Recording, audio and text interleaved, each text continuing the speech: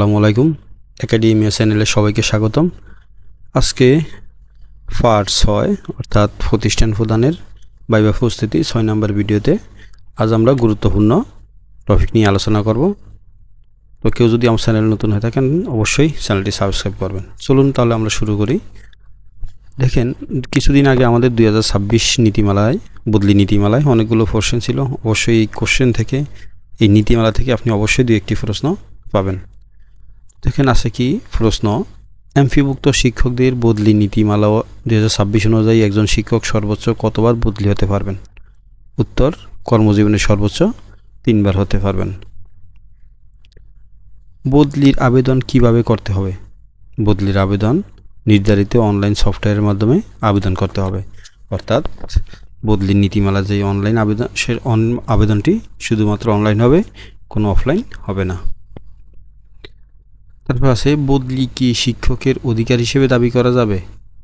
না, এটি অধিকার হিসেবে দাবি করা যাবে না। একটা গুরুত্বপূর্ণ প্রশ্ন। তো এটি অধিকার হিসেবে দাবি করা যাবে না। কোন ধরনের শিক্ষক বদলির জন্য আবেদন করতে পারবেন? এমপিভুক্ত বেসরকারি স্কুল ও কলেজের শিক্ষকরা আবেদন করতে পারবেন। কলেজের শিক্ষকরা আবেদন করতে পারবেন। বদলির ক্ষেত্রে প্রধান বিবেচ্য বিষয় কি? বদলির ক্ষেত্রে প্রধান বিবেচ্য বিষয়গুলো থাকবে শূন্য পদ, বিষয়ভিত্তিক প্রয়োজন ও প্রতিষ্ঠানের চাহিদা। তারপর আছে, একই বিষয়ে একাধিক শিক্ষক একসঙ্গে বদলি হতে পারবেন কি? না, পারবেন না। বদলির আবেদন অনুমোদনের ক্ষমতা কার? বদলির আবেদন অনুমোদনের ক্ষমতা শিক্ষা মন্ত্রণালয় ও সংশ্লিষ্ট কর্তৃপক্ষের। তাহলে বদলির আবেদন অনুমোদনের ক্ষমতা আর শিক্ষা মন্ত্রণালয় এবং সংশ্লিষ্ট কর্তৃপক্ষের। বদলির ক্ষেত্রে কোন বিষয়গুলো অগ্রাধিকার পায়? সেটা হলো নারী শিক্ষক, প্রথমে নারী শিক্ষক, অসুস্থতা, স্বামী স্ত্রী কর্মস্থল ও মানবিক কারণ। ঠিক আছে, তাহলে এই 3টা কারণেই গুরুত্বপূর্ণ। এটা হলো মানবিক কারণ, যেটা হলো সবার জন্য প্রযোজ্য হয়ে থাকে আর কি। বদলির জন্য শিক্ষকের বিরুদ্ধে শাস্তিমূলক ব্যবস্থা থাকলে কি হবে? আবেদন বাতিল হতে পারে। অর্থাৎ আপনার নামে যদি কোনো ফৌজদারি আদালতে কোনো ঝামেলা থাকে তাহলে আপনি অবশ্যই আবেদনটি করতে পারবেন না বা আবেদনটি বাতিল হবে। বদলি নীতিমালা 2026 এর মূল উদ্দেশ্য কী? এটা হবে স্বচ্ছ, অনলাইন ভিত্তিক ও মেধা নির্ভর বদলি ব্যবস্থা নিশ্চিত করা। তাহলে বদলি নীতিমালা 2026 এর মূল উদ্দেশ্য ছিল স্বচ্ছ, অনলাইন ভিত্তিক ও মেধা নির্ভর বদলি ব্যবস্থা নিশ্চিত করা।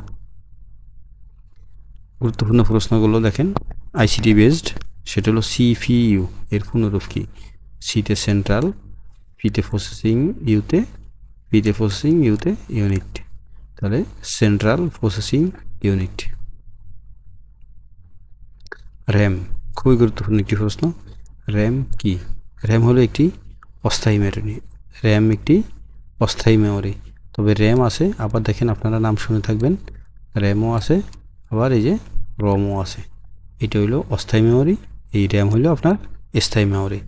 এই রম শব্দের অর্থ হলো রিড অনলি মেমোরি, আর এটা হলো অস্থায়ী মেমোরি হলো র্যান্ডম অ্যাক্সেস মেমোরি। তাহলে র্যাম কি? র্যাম হইল অস্থায়ী মেমোরি, আর হইল রম হইল স্থায়ী মেমোরি। তারপর আছে কি হার্ডওয়্যার ও সফটওয়্যারের পার্থক্য কী? হার্ডওয়্যারটা হলো মূলত, এখানে দেখেন হার্ডওয়্যার আছে যারা স্পর্শ করা যায়, সেটা হলো আপনার যে ইনস্ট্রুমেন্টগুলো যেগুলো আপনাকে ধরাছোঁয়া করতে পারবেন সেগুলো হলো কি হার্ডওয়্যার। আর সফটওয়্যার হলো যেটা স্পর্শ করা যায় না, অনলাইন বেগ যেটাকে ইনস্টল করে নিতে হয়, সেটা হলো কি সফটওয়্যার। তাহলে হার্ডওয়্যার ও সফটওয়্যারের মধ্যে পার্থক্য কী? হার্ডওয়্যার স্পর্শ করা যায়, সফটওয়্যার স্পর্শ করা যায় না। তারপর আছে কি দেখেন, ইমেইল কি? ইমেইল, উত্তর ইন্টারনেটের মাধ্যমে বার্তা আদান প্রদানের মাধ্যম হলো ইমেইল। সে যদি আপনাকে বলে যে একটি ইমেইল লেখেন, তাহলে কি হবে? আপনি যে কোনো একটা নাম দিতে পারেন। ঠিক আছে, মনে করেন আমি ABCER, হ্যাঁ, অ্যাবসার @gmail.com। আচ্ছা, এই চিহ্নটা দেখেন, ইমেইলের ক্ষেত্রে অবশ্যই আপনাকে এই চিহ্নটা থাকতে হবে। আদারওয়াইজ যদি আপনাকে বলে যে একটি ইমেইল লেখেন, তাহলে আপনি যে কোনো আপনার নামের সাথে @ লাগিয়ে দিয়ে gmail.com দিয়ে দেবেন। তাহলে কী হবে, আপনার জিমেইলটি উত্তর হয়ে যাবে। তাহলে জিমেইল কি? ইন্টারনেটের মাধ্যমে বার্তা আদান প্রদানের মাধ্যম হলো ইমেইল। ব্লেন্ডেড লার্নিং কি? খুবই গুরুত্বপূর্ণ একটি প্রশ্ন, যথেষ্ট গুরুত্বপূর্ণ প্রশ্ন, বলা যায় যে 100%। তাহলে ব্লেন্ডেড লার্নিংটা কি? ব্লেন্ডেড লার্নিং হলো শ্রেণীকক্ষ শিক্ষা প্লাস অনলাইন শিক্ষা একত্রে ব্যবহার করাকে ব্লেন্ডেড লার্নিং বলে। মনে করেন কি আপনি ক্লাস নিচ্ছেন, সাথে আপনি অনলাইন শিক্ষা বা একটু অনলাইন থেকে আপনি আরেকটা তথ্য তাদেরকে দেখাইছেন বা শিখাইছেন। তাহলে আমার কি হলো, অফলাইন হয়ে গেল, অনলাইন হয়ে গেল। তাহলে আমার কি হবে, এটা হলো মূলত ব্লেন্ডেড লার্নিং। তারপর আছে প্রশ্নতে LMS কি এবং এর ব্যবহার কি? LMS হলো লার্নিং ম্যানেজমেন্ট সিস্টেম। LMS হলো লার্নিং ম্যানেজমেন্ট সিস্টেম এবং এর ব্যবহার কি? ব্যবহার হবে অনলাইন প্ল্যাটফর্ম যেখানে ক্লাস অ্যাসাইনমেন্ট ও মূল্যায়ন করা হয়। তাহলে LMS কি? Learning management system. এর ব্যবহার কি? সেটা হলো অনলাইন প্ল্যাটফর্ম যেখানে ক্লাস অ্যাসাইনমেন্ট ও মূল্যায়ন করা হয়। ICT ব্যবহারের প্রধান চ্যালেঞ্জ কি? ICT ব্যবহারের প্রধান চ্যালেঞ্জ হলো ইন্টারনেট সমস্যা, প্রশিক্ষণের অভাব এবং ডিভাইস সংকট। তিনটি ব্যবহারের প্রধান চ্যালেঞ্জ হলো তিনটি থাকলে অবশ্যই কোনো সমস্যা নেই। শিক্ষা ব্যবস্থাপনায় ডিসেন্ট্রালাইজেশন বলতে কি বোঝায়? ডিসেন্ট্রালাইজেশন প্রশ্নটা খুবই সুন্দর এবং ইম্পর্টেন্ট প্রশ্ন। তাহলে ডিসেন্ট্রালাইজেশন হলো কেন্দ্রীয় কর্তৃপক্ষ থেকে ক্ষমতা ও সিদ্ধান্ত গ্রহণের ক্ষমতা স্থানীয় পর্যায়ে হস্তান্তর করাকে ডিসেন্ট্রালাইজেশন বলে। মোস্ট ইম্পর্টেন্ট প্রশ্ন। তাহলে এখানে আছে কি, ডিসেন্ট্রালাইজেশন বলতে কি বুঝো? তাহলে ডিসেন্ট্রালাইজেশন হলো কেন্দ্রীয় কর্তৃপক্ষ থেকে ক্ষমতা ও সিদ্ধান্ত গ্রহণের ক্ষমতা স্থানীয় পর্যায়ে হস্তান্তর করাকে ডিসেন্ট্রালাইজেশন বলে। তারপর আছে দেখেন SMC ও PTA এর মধ্যে পার্থক্য কি? SMC খুবই, এটা যত স্কুলের জন্য খুবই ইম্পর্টেন্ট। SMC হলো স্কুল ম্যানেজমেন্ট কমিটি। SSC এবং মাদ্রাসা বা হাই স্কুল যেগুলোই বলেন, এটা হলো ইম্পর্টেন্ট প্রশ্ন। বেসরকারি মাধ্যমিক বিদ্যালয়ের SMC অর্থাৎ কমিটিটা খুবই গুরুত্বপূর্ণ। তাহলে SMC এর পূর্ণরূপ হলে স্কুল ম্যানেজমেন্ট কমিটি। আর একটা হলো কি PTA, প্যারেন্ট টিচার অ্যাসোসিয়েশন, অভিভাবক শিক্ষক সম্পর্ক উন্নয়ন।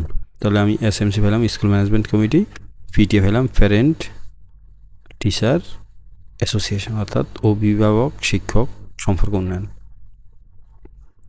সর্বশেষ প্রশ্নটি আছে দেখেন, একজন প্রধান শিক্ষক হিসেবে অ্যাকাউন্টেবিলিটি কিভাবে নিশ্চিত করবেন?